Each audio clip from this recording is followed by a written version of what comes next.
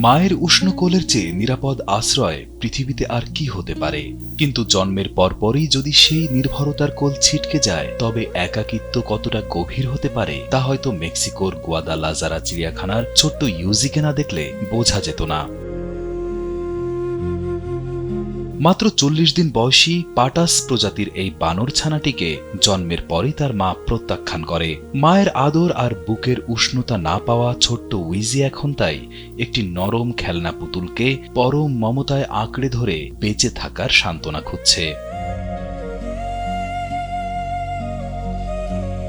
চিড়িয়াখানার পশু চিকিৎসক নাতালিয়া ফার্নান্দেজ জানান, প্রতিটি বানর ছানারই সার্বক্ষণিক মাতৃস্নেহের প্রয়োজন হয়। মায়ের সেই শূন্যস্থান পূরণ করতে এবং মানসিকভাবে তাকে সুস্থ রাখতেই এই পুতুলটি দেওয়া হয়েছে, যাকে সে নিজের মা ভেবে সবসময় জড়িয়ে রাখে। ইউজির এই হৃদয় বিদারক দৃশ্য মনে করিয়ে দেয় জাপানের ম্যাকাক প্রজাতির বানর পাঞ্চের কথা। পাঞ্চের জীবনের গল্পটিও ঠিক একই রকম বেদনার।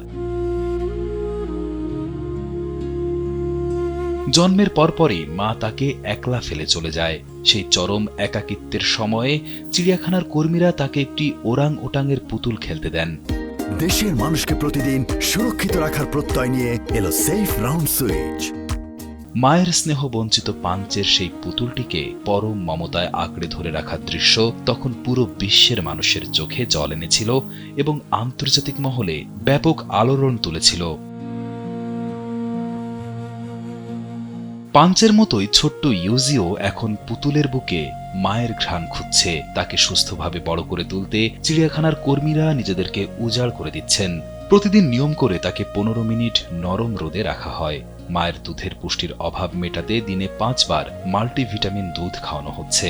চিড়িয়াখানা কর্তৃপক্ষের আশা, আগামী ৬ মাসের মধ্যেই ছোট্ট ইউজি নিজে নিজেই খেতে শিখবে, যথেষ্ট শক্তিশালী হয়ে উঠবে এবং অন্যান্য পাটাস বানরদের পরিবারে ফিরে গিয়ে একটি স্বাভাবিক ও সুন্দর জীবনের শুরু করতে পারবে। একটি নিষ্প্রাণ পুতুলের মাঝে মাতৃস্নেহ খোঁজা এই অবলা প্রাণীদের বেঁচে থাকার লড়াই সত্যি আমাদের হৃদয়কে গভীরভাবে নাড়া দিয়ে যায়। রিয়াদ হোসেন, কালবেলা।